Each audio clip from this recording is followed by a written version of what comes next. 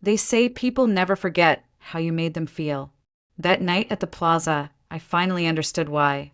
It was our 10th anniversary, and the ballroom glowed with golden chandeliers and mirrored walls that reflected the perfection I had spent a decade curating. The name cards were embossed with gold leaf. The champagne was Dom Perignon.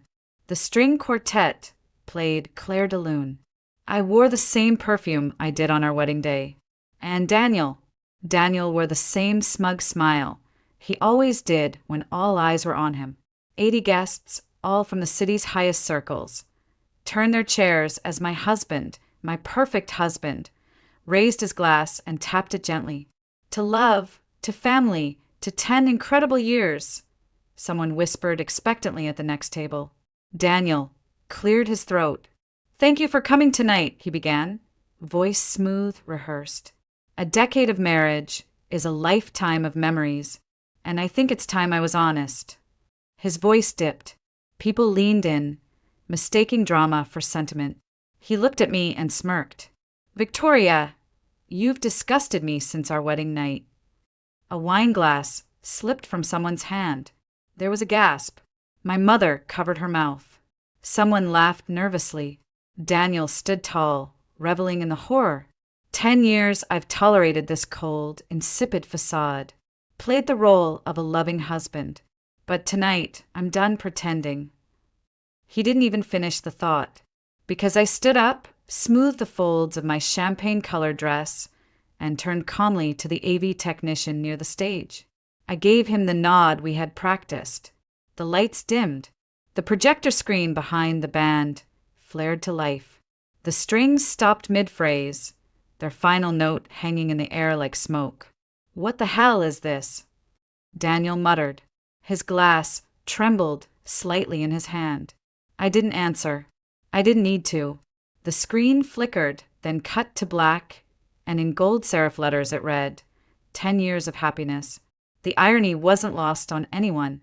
A soft melody began, our first dance song. The opening frame showed me in my wedding dress, twirling in slow motion, smiling at a man I thought I loved. And Daniel, staring back, his expression unreadable. The room hushed. I could feel the tension folding in on itself. There were whispers behind me. Is this their wedding video? Is this part of the program? My hands were still at my sides, my jaw steady. I stared at the screen like it wasn't my life playing out in front of 100 frozen stares. Daniel's face turned pale. Victoria, what is this? He asked again, louder this time. I didn't look at him. Instead, I let the next chapter of our carefully constructed lie play out for all to see.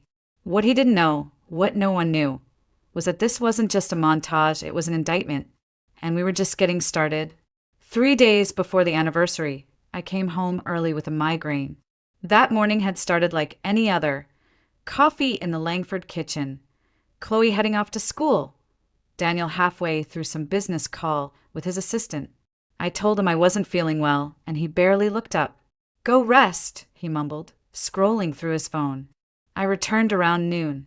The penthouse was unusually quiet, like it was holding its breath. I headed straight to the bedroom, kicked off my heels, and was just about to crawl into bed when I noticed it. Daniel's phone, sitting on the nightstand. Unlocked. Alone. And utterly unlike him. Daniel never left his phone unattended. He carried it like it was fused to his body.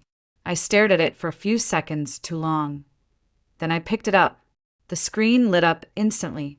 A new message preview blinked across the top. Can't wait to try on the new set. You said red was your favorite. The sender's name read Kitten. My throat closed. I hesitated, and then, with hands that had steadied 1,000 charity galas and boardroom speeches, I unlocked it. Chloe's birthday. Daniel never bothered to change his passcode. The text thread opened into a minefield of betrayal. Photos, messages, voice notes, all of them from Ashley Monroe, his 28-year-old executive assistant. I hate pretending you're just my boss, she wrote. I hate seeing you go home to her. Just 3 more days, Daniel replied in one message. Let her have her anniversary. The second it's over, I'm done playing house. Another message followed. Don't worry about the prenup. My attorney says if I wait until after the anniversary, I can walk away with half. Half. My name. My home. My child's future.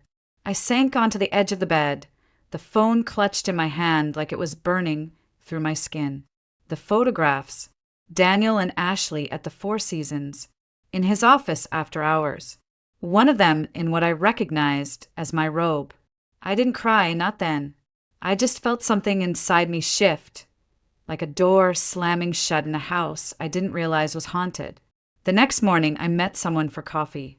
Not a friend, not a lawyer, a man named Miles Grayson, a former federal investigator turned private detective. We'd met once before, years ago, when he helped my father expose a corporate embezzlement ring.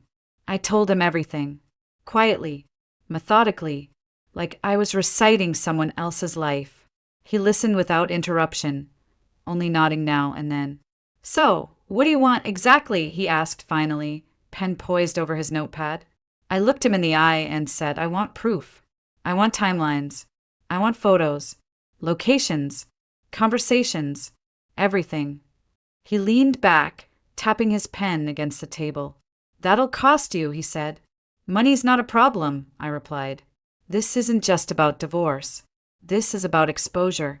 I want the world to see what he really is. Miles raised an eyebrow. And what's your end goal, Victoria? I stirred my coffee once, twice, and smiled for the first time in 2 days. A celebration he'll never forget. It only took Miles 3 days. 3 days to pull apart the illusion I had spent a decade believing in. He sent the files over in a sleek leather binder. No digital copies, no emails. He knew what he was doing. I opened it in my study, the soft jazz playing in the background suddenly too cheerful, too fake. The first page was a photo. Daniel, 10 years younger, standing outside a failing tech startup in Brooklyn. Beside him, a foreclosure notice taped to the door. That was 3 months before our wedding. The next page showed a timeline. His business collapsed in the spring of that year. 2 weeks later, he started dating me. I flipped to the next section. Phone records, bank statements, social media screenshots. Daniel hadn't just fallen in love with me, he had targeted me. My family name, Langford, opened doors in Manhattan most people didn't even know existed. We didn't just attend the Met Gala, we funded part of it, and Daniel knew that. He didn't pursue me for love. He pursued me for legacy. He introduced himself at a gallery opening my father sponsored, pretending it was a coincidence. He researched my interests, mimicked my values, inserted himself into every space I occupied. Every move was calculated. By the time he proposed, the Langford board was already considering him for a junior position. He played the long game, and I had been the grand prize. 1 page in the file showed a note Daniel had written to his former college roommate. Marrying Victoria isn't just a win, it's security. Once her father steps down, I'll be in a position to steer the company. She's too soft to notice. I stared at that sentence until the letters blurred. She's too soft to notice. He'd been wrong about a lot of things, but that was his biggest mistake. I closed the binder slowly, my hands cold. It wasn't just betrayal. It was invasion. He had studied me like a blueprint, designed a role, played it flawlessly, but now the script was mine to write. I called Miles back the same evening. I need a favor, I said. I want you to help me film something. He hesitated. What kind of something? I looked out the window, where the city pulsed beneath me like a sleeping beast. A wedding video, I said. Only this time it won't be a lie. The next week, I told Daniel I had an idea. Let's make a video for Chloe, I said sweetly, brushing my fingers across his sleeve at dinner. For our 10-year anniversary. Something she can watch when she's older.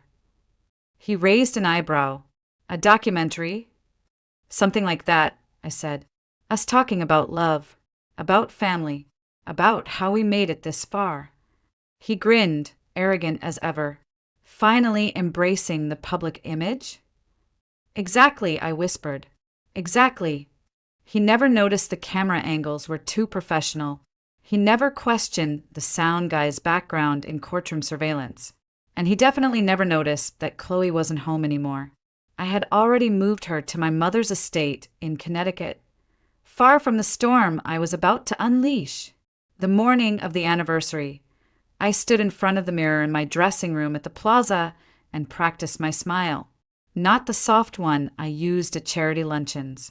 Not the proud one I reserved for Chloe's school plays. This was different.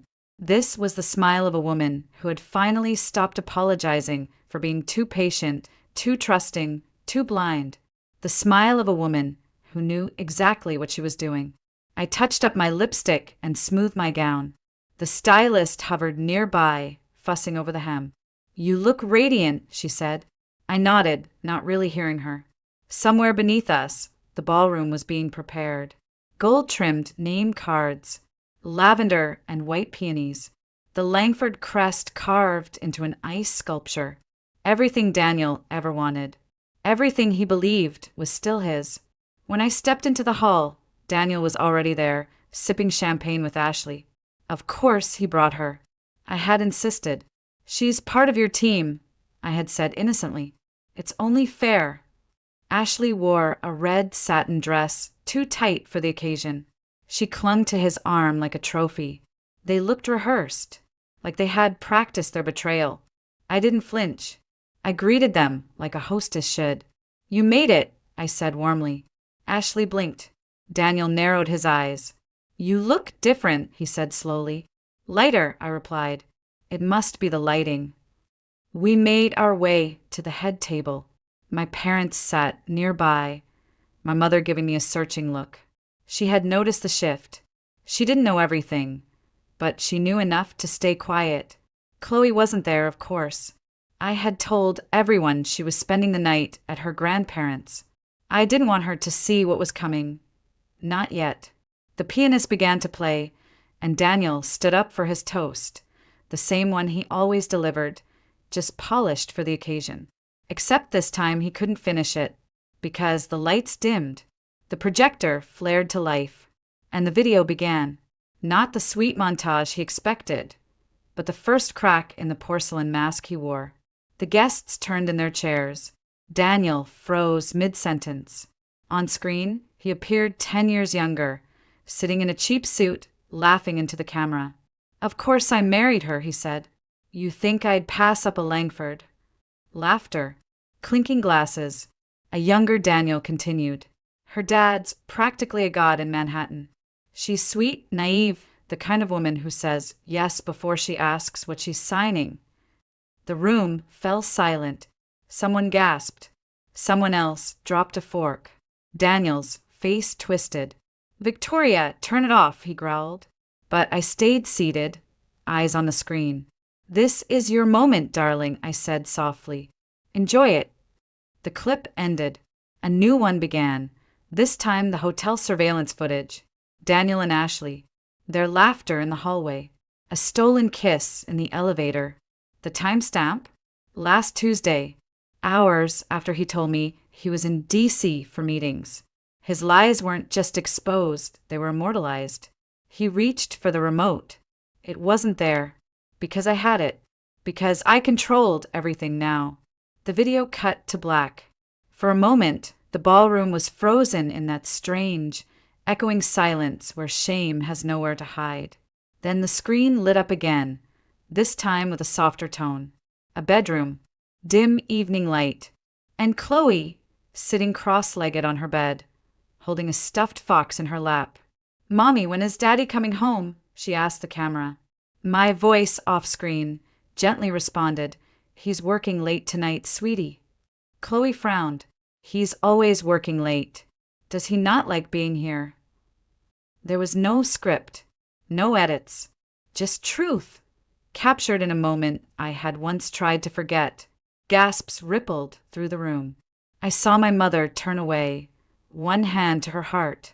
Daniel stared in horror, trapped in his own unraveling. And then the sound of Chloe crying, Soft at first, then breaking into a trembling sob as she whispered, "Did I do something wrong?" The video paused on that frame. Her tear-streaked face. The room was silent except for someone sniffling near the back. Maybe it was Ashley. Maybe it was me. I couldn't tell anymore. Daniel pushed his chair back, chest heaving.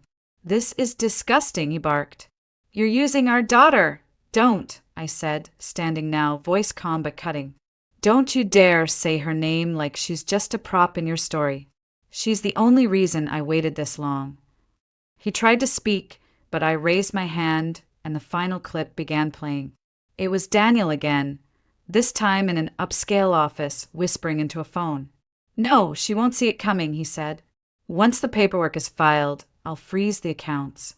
She's too busy playing mommy to notice." I didn't need to narrate anymore. The video was telling the story for me. I walked slowly to the center of the ballroom, stopping just beside him. "You said you married me for legacy," I said. "But what you never understood was that my legacy doesn't come from a name. It comes from knowing when to walk away and when to fight."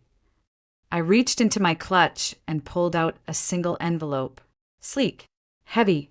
I handed it to him without flinching. "These are divorce papers. My lawyers have already secured everything in my name. Your access is gone. The apartment? Mine. The accounts? Frozen. The firm? They've seen the footage." Daniel looked down at the envelope like it might bite him. "You can't do this," he said, voice barely audible. "You need me." I leaned in just close enough for only him to hear. "You were right about one thing," I whispered. "I was too soft. But softness isn't weakness. It's restraint. And tonight, I've stopped holding back." He sank into his chair, deflated, eyes darting across the room.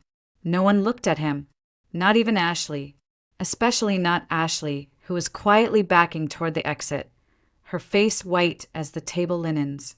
I returned to my seat, lifted my glass. "To truth," I said simply, and drank. I thought the worst had passed, that exposing Daniel in front of our friends, our families, and the board members who once begged him to speak at their summits would be the final crescendo of the symphony of revenge. But I was wrong. The room hadn't fully processed what had just happened when someone stood up. A man I hadn't seen in years. Henry Ashcroft, the chairman of Langford Industries. My father's old friend. Daniel's former mentor. His presence alone turned heads. He'd flown in from Geneva that morning, quiet and unannounced. But it was what he held in his hand that made me freeze. A small leather folio. Langford blue. Gold seal. He cleared his throat. "I wasn't planning to speak tonight," he began, voice steady but sharp. "But seeing that we've all just watched the truth unfold, perhaps it's time we finish what Victoria started." Daniel stiffened. Henry looked right at him. "You didn't just lie to your wife, Daniel. You lied to us, to the company. You signed conflict of interest disclosures, swore up and down that your relationship with Ashley Monroe was professional." He opened the folio. We found a paper trail. Her promotion, her bonus structure, the last-minute transfer of restricted shares. Daniel stood. "You can't accuse me of—" "Sit," Henry snapped, his voice carrying through the room like a gavel. "You're not just being accused. You're being removed." There was a murmur of voices, nervous, shocked. Henry turned to me. "Victoria, your father always said you were the only Langford with both heart and spine. It's time we let you prove it." He placed the folio in front of me. "These are executive control documents. Your name is on them now." My hands didn't tremble. Not this time. I opened the folder and signed. A single, fluid signature. It felt like reclaiming a part of myself I hadn't realized I'd lost. Daniel was still frozen beside his seat. I looked at him and said, "Only, we're done here."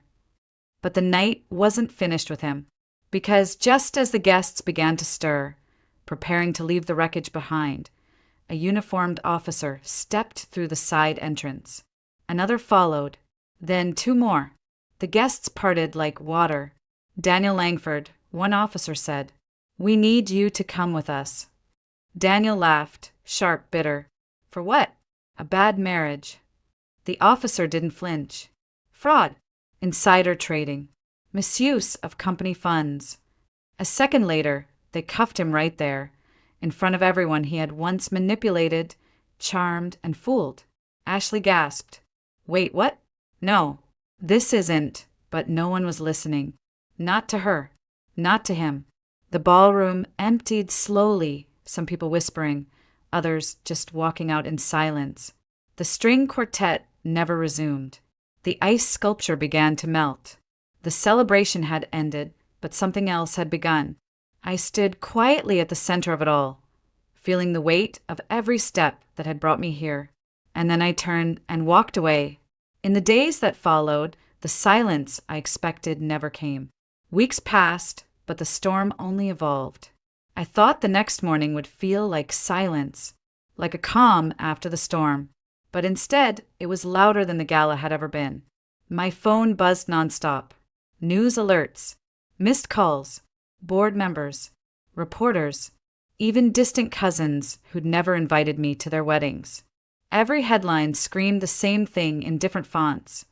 Langford heir exposes husband in public meltdown. Insider scandal at Langford Industries. Betrayal in the ballroom. By noon, I had a migraine that no pill could touch. I stood at the kitchen counter of my parents' townhouse in Connecticut, stirring tea I wouldn't drink, while Chloe played upstairs with my mother. She didn't know the full story yet, just that Mommy and Daddy were going to be living in different houses, and that she'd be staying with Grandma for a while. When she asked why, I'd simply said, "Because I want you to be somewhere peaceful." She nodded, then asked if her stuffed fox could come too. That was the part that broke me. Not the headlines, not the photos, not even the footage replaying on morning television. It was her innocence still intact. Around 3, I finally turned on the TV. There it was, Daniel's arrest. Again and again. Spliced between clips of me toasting to truth and that grainy hotel surveillance footage of him and Ashley. His lawyer had released a statement, some feeble defense about doctored videos and personal vendettas. It didn't matter. The footage was too real. The damage was too deep. The court of public opinion had already made its ruling. I wasn't sure if I felt satisfaction or something colder. Something like release. A knock on the front door startled me. I opened it to find Miles Grayson, in his usual dark coat, holding a plain manila envelope. "Told you I deliver," he said. I smiled, stepped aside, and let him in. He placed the envelope on the coffee table. "Final report," he said. "Financial breakdowns, travel logs, some offshore accounts that aren't exactly legal." I sat across from him, arms folded. "Will that help the SEC?" "They've already opened a case file," he said.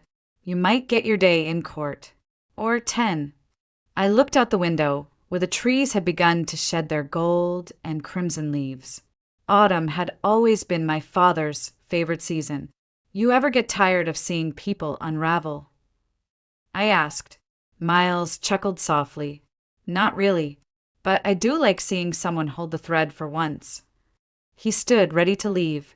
"One more thing," he added. "I found something odd. You should look through the reports. Last section.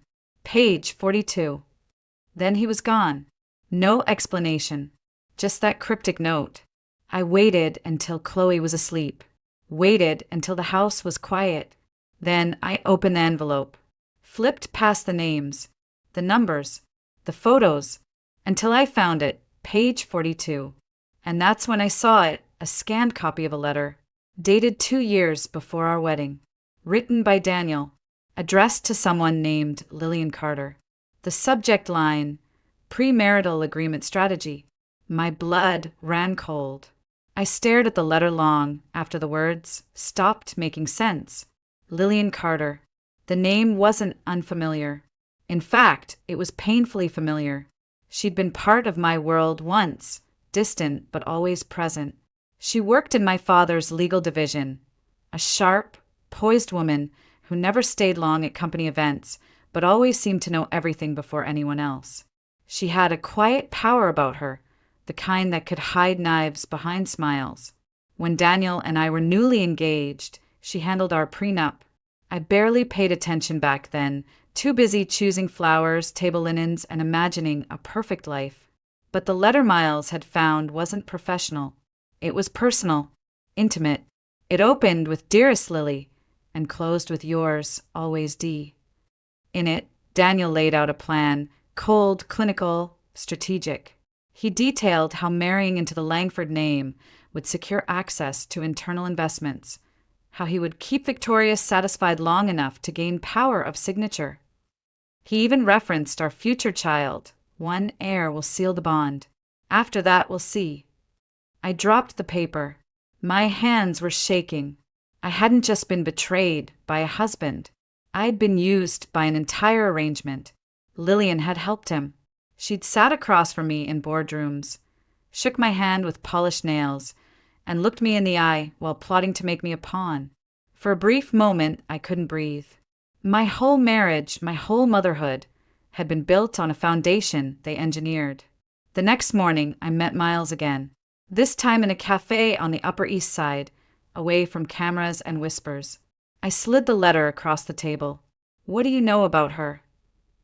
He didn't even blink. Lillian Carter, former corporate counsel, left Langford 6 months after your wedding. Currently on the board of a hedge fund run by guess who? "Ashley Monroe," I said through clenched teeth. "Bingo," he replied. Turns out Daniel was never working alone. Ashley was the bait. Lillian was the architect. I felt nauseous. "Do you think my father knew?" Miles looked at me for a long beat, then shook his head. "Your father was many things, but blind to betrayal? Never. My guess? He suspected. That's why he locked down the voting shares before he passed. Why he never fully gave Daniel control." I leaned back in my chair, the noise of the cafe fading beneath the weight of that realization. My father had tried to protect me, but he couldn't stop the storm, only prepare me to face it. I pulled out my phone and opened the Langford board contact list. Lillian's name was still there. I hovered my thumb over her number, then paused. No, not yet. There was one more thing I needed first. I turned to Miles. "Can you find out where she is tonight?" He nodded slowly. "You want a confrontation?" "No," I said. "I want an audience. Somewhere public. Somewhere she won't be able to run." My voice didn't waver this time. She helped design the lie. It's only fair she hears the truth from me. It took less than 48 hours for the perfect opportunity to find me. The Women's Executive Alliance was hosting its autumn gala, a black tie affair where the city's most powerful female figures gathered under the chandeliered ceilings of the Astoria Conservatory. I had always declined the invitation in the past, content to let others take the spotlight while I supported from the shadows. But this year was different. This year I had a reason to shine. I made sure Lillian Carter's name was on the guest list. And not just as a guest. She was listed as a keynote speaker on ethical leadership in corporate law. The irony nearly made me laugh. Miles helped secure me a speaking slot. It wasn't hard. The media frenzy around the Langford scandal had made me something of a symbol. They called me the Phoenix wife in one article, the heiress who fought back in another. I didn't care about the headlines. I cared that Lillian would be there, and that she wouldn't see it coming. The night of the gala, I wore navy silk. Understated, elegant, armored. I arrived late, deliberately, just as the main course was being cleared. Conversations quieted when I walked in. Faces turned. Some nodded with sympathy, others with curiosity. But I wasn't looking at them. I was looking at the corner table near the stage. Lillian sat alone, scrolling through her phone, her expression unreadable. She hadn't aged. Still pristine. Still cold. The event chair greeted me warmly, motioned for me to take my place on stage. I walked slowly, confidently, each heel click against the marble floor, a quiet declaration. Lillian finally looked up. Our eyes met. Just for a second. Just long enough. She blinked, straightened her spine, but I had already won. I took the podium. "Good evening," I began, voice steady. "When I was first asked to speak tonight, I wasn't sure I belonged here.